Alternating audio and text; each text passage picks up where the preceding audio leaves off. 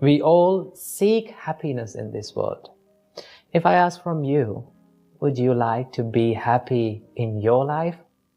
What will be your answer?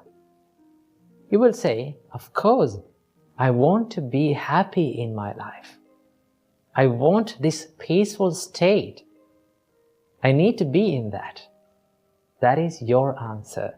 That is the answer of all living beings. Buddha says that all living beings likes to be happy and they seek the happiness. If you really think about our life, we are in a never-ending journey of pursuing happiness. Let me tell that again. We are in a never-ending journey of pursuing happiness. That means we are pursuing happiness, we are chasing and we are seeking for happiness, but yet we have not found it. So, what is the reason for this not finding happiness? Why we don't find happiness in our life? We are seeking it, we are finding for it, but we don't find it. What is the reason? Well, the Buddha teaches us that we are finding or we are seeking this happiness from a source that the happiness does not exist. Because we are seeking happiness from external world. We are seeking happiness from these materialistic things.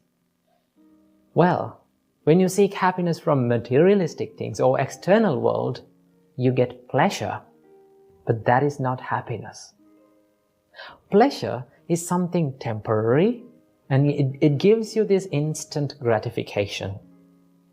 But in happiness, the happiness is long-lasting and it gives you this happiness or the contentment about yourself. So that is why Buddha teaches us that you're finding the happiness from a source where the happiness does not exist. So the more you find it, the more you become frustrated. So, will we ever be able to find happiness in our life? The Buddha answers this question. He says, yes, you can find happiness in your life.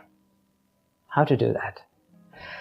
If you look closely to the first and the second verses of Dhammapada, Buddha says, if one with an impure mind speaks or acts, the suffering will follow him like a cart wheel following the ox. If with an impure mind one speaks or acts, the suffering will follow him. And in the next verse, Buddha says, if with a pure mind one speaks or acts, the happiness will follow him like a shadow following a man. So that means the happiness and the sadness entirely depends on the purity and the impurity of our mind. When our mind is pure, we can find the happiness. So, how can we find or how can we gain this purity in our mind in order to find the happiness? Well, Buddha teaches us there are a lot of things that you can do to make your mind pure. So today, I'm going to share with you a few things that can give you the happiness in your life, that you can find the happiness in your life. First thing, accepting the reality of life will give you the happiness. You know, life is full of ups and downs. Sometimes you have good days, sometimes we have bad days, sometimes we have beautiful memories, sometimes we also have miserable memories. So life is not something that is going equally every day. Sometimes good, sometimes bad. When you realize this reality, you can face these situations successfully. Right? It is not always this bad experience makes us frustrated. It is our reaction towards this bad experience makes us frustrated. Whenever you get a bad experience or a bad day or a bad situation, tough situation, difficult situation, you have two choices. Either you can focus on the pain and feel miserable about that situation, or you can focus on the lesson that bad situation teaches us and learn from it and start growing your life. So, if you accept the reality of life, it is not temporary. Sometimes the people around us are not in our control. We cannot control their reactions. We cannot control their opinions. So when you realize these situations, you can face those situations successfully. That is one thing, accepting reality of the life. Number 2, Buddha said, be generous. Practicing generosity is a major practice in Buddhism. Well, in Buddhism, the generosity is known as dana. In dana, Buddha says that you have to give without any expectations. We have to give and we have to dedicate towards others without expecting anything in return. That is one thing that we have to practice. Most of the time, we like to hold on to things or gather the things towards us. That is what people think. When you gather more, when you collect more things, you will get rich and you will gain happiness. But that does not give you the happiness. It will give you the pleasure, but it is temporary. So what we have to do, Buddha says, be generous, give, help others, dedicate a part of your life on behalf of others. When you do that, when you become more generous, let's say like this, you gave some foods to a poor person, let's say like that. When you see that person is having those foods and overcoming his hunger and making his life much better, you can be happy by seeing that. When you become happy like that, you feel happy about yourself. Right? Nothing can give you that happiness. Like by eating a good food, by dressing a nice dress, you cannot gain that happiness. You don't feel happy about yourself. Right? Let's say after hundred of years later, maybe 10 decades later, when you think about that incident, I gave this food to this poor person. When you remind that, you feel happy. Even then you feel happy. That means happiness is long-lasting. So Buddha says, be generous, help people, do something nice every day for a person. That is one thing we can do.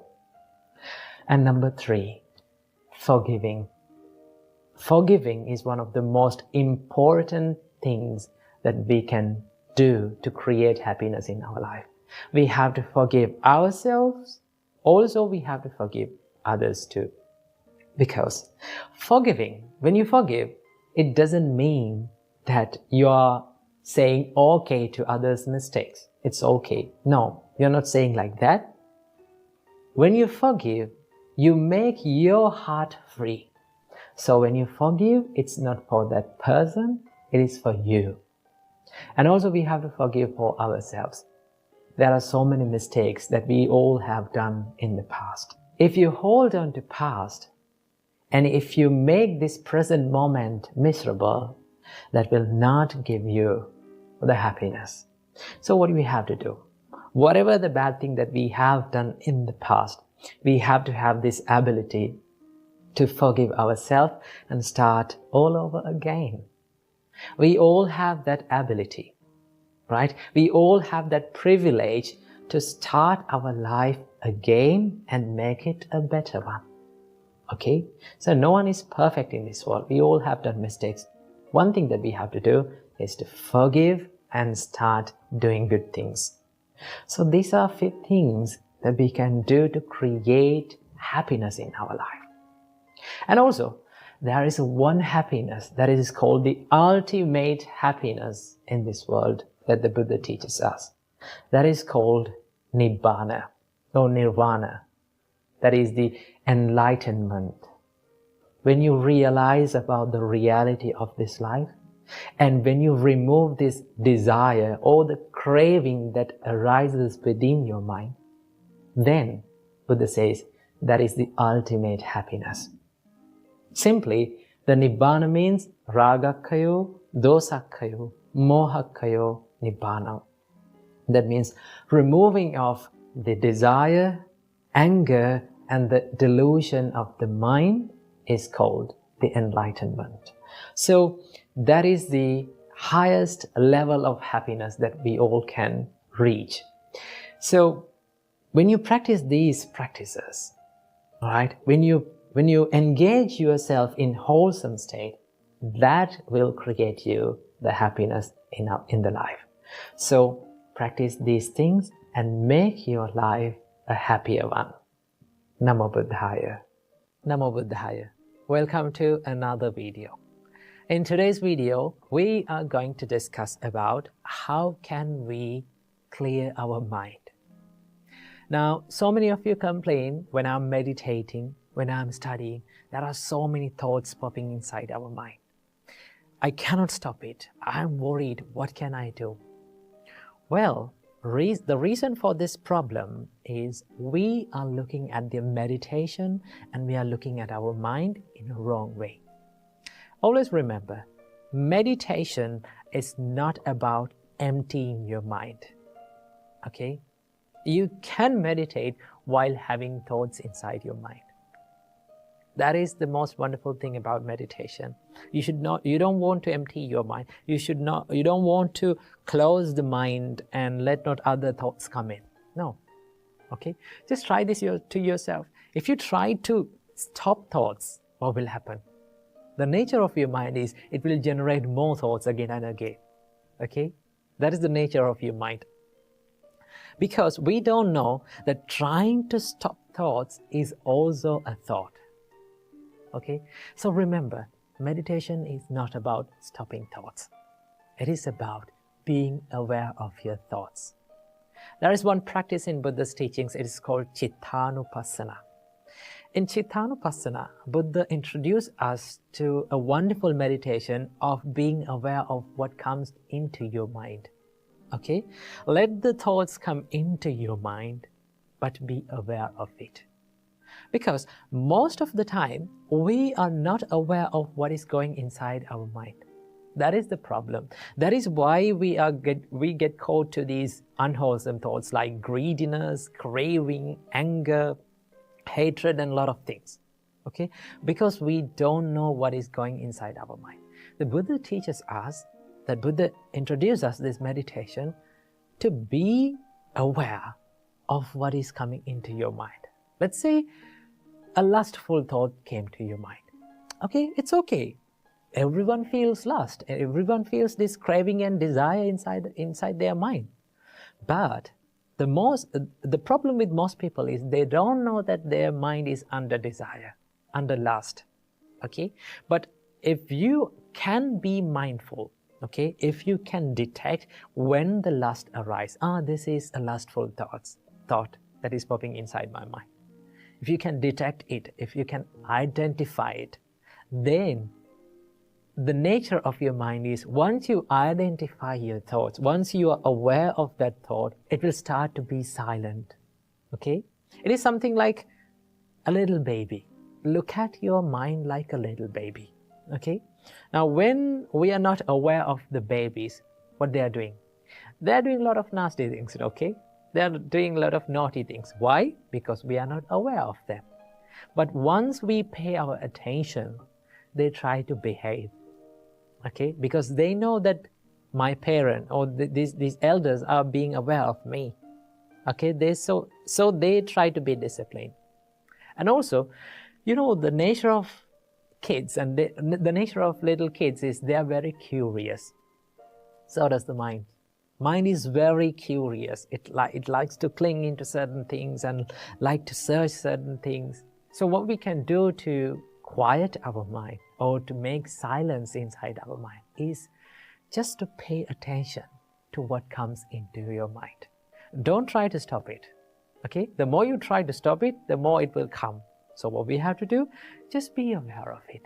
When you become aware of what is going inside your mind, you bring your mind to this present moment. Because these thoughts and everything that goes inside your mind happening in this present moment. If you can see the appearance of the thoughts, and if you can see the passing away or fading away of the thoughts, it will start to get quieter. Okay? So when your mind is busy, in the next time, try this. When your mind is busy, when a lot of thoughts come into your mind, just try to identify one thought. Look at your mind like you're looking at an external thing, okay? And try to identify one thought. When it arises, you can identify, oh, okay, it is arising now. When it fades away, okay, you're knowing and you are understanding that this thought is fading away. Once you do that, it is very amazing that your mind gets silent and quieter even more. So this is how we can clear and quiet our mind when we do meditations or when we are doing certain things in our life. So keep this advice in your life and practice it. Namo Buddhaya. Namo Buddhaya. Welcome to another video. We all know that it is really, really difficult to find our own mistakes and our own faults and correct them. But it is really easy to point out other people's mistakes and find other people's faults. This is one lesson that my parents taught me when I was a child. They said, son, when you point one finger towards others, there are 3 fingers pointing at you. Sometimes there are many mistakes in ourselves, but we keep on finding other people's faults, other people's mistakes. But we all know that we should stop finding faults in others, but it is really difficult. Why is it difficult? It is because of this habit, the mental pattern of finding faults in others. Luckily, this is a habit which we can change, which we can take control and stop it. So there are a few things that we have to understand and we have to realize to stop finding faults on others and be more focused on ourselves. In Dhammapada, verse number 50, the Buddha says, Naparesang vilomani, naparesang katakatang, attano avekkeya, katani akatanicha. So this is how to be focused on ourselves. Once you realize that no one in this world is perfect, then it is very easy to understand about why they make mistakes and why people keep doing wrong things. Most of the time, we used to complain why they are doing this, right? Why people are behaving like this? Why can't they behave like me? Why can't they be like me? But turns out that no one can be like you. Do not expect people to be like you. Okay? People are people. People are different, one person to another, and that is what makes this human life and human world so much beautiful, because there is this vibrant difference between people. In each and every human-made thing, there is an error.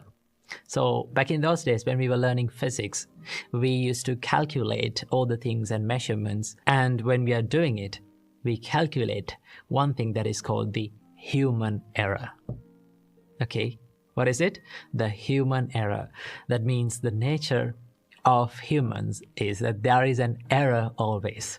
And that error is not a bad thing. It is not always a bad thing. Sometimes it is the most beautiful thing in this world. Okay, so understand that no one is perfect and no one can be like you and no one can behave according to all the way that you want. Because people are living in their own worlds, in their own lives. They have their own dislikes and likes. So they live according to those intentions and emotions. So we have to understand that no one is perfect in this world. And also understand that everyone is struggling in this life. right?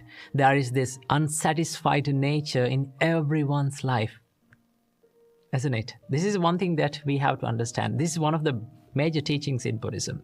The Buddha says that realize that there is this unsatisfied nature in your life, right? Understand it as it is. And once you realize that there is this unsatisfied nature in your mind, you can relate it to other people as well. Same as I am unsatisfied and same as I am suffering in my life, other peoples are also suffering. Other peoples are also struggling in their life. So they will make mistakes. They will do wrong things. So these are the things that we have to understand, just to not to find faults on others, but to rather be focused on our mistakes and our doings and non-doings. So understand these things. And also, there's one thing. Now, by saying this, should you forget all the mistakes that other people do and just focus on yourself? I would say no. Because there are people in your life that you should find faults. You should care about the mistakes that they do. They are the people who live closely to your life. They are the people who love you most. They are the people who you love most. Always remember, when you see such people's mistakes, there is a way to correct them. Okay? It is okay to find the faults on those people, but there is a way to approach them. There is a way to correct them. Do not choose the easiest way to correct other people's mistake. What is the easiest way? Using the anger and using the violence to correct mistakes on other people. This is not a productive way. If you truly love someone, if you truly care about other people's life, their life, you should approach them to correct their mistake in a more productive way. So you should think, what is the most productive way that I can correct their mistakes? Not to just to hold on to not to make them hold on to their own mistakes and keep on doing it. Not just to make them more stubborn on their mistake. So when you consider about that, you find the easiest way and you find the correct way to approach them. The best way to correct someone's mistake is to speak to them privately, not in publicly. Speak to them privately and just explain what mistakes that they are doing. Okay? And explain the consequences of the mistakes. And also, you have to praise and you have to appreciate the good things that they do. The more you see the good side and the bright side of the people, it is very easy to approach them and correct their mistakes. The more we see the negative side or the dark side of the people, here's one thing happen. You lose the ability to communicate. Because we are reminiscing and we just keep thinking about that, or the negative idea or the negative point of that person, and just forget about the strengths and all the abilities of that person that we can praise and we can appreciate. And by appreciating that, we can correct that little mistakes in them. So that is why just be more focused on the good side and the bright side of the people. So keep these points in your mind and live happily by seeing the good of other people and by seeing the wonder of this world.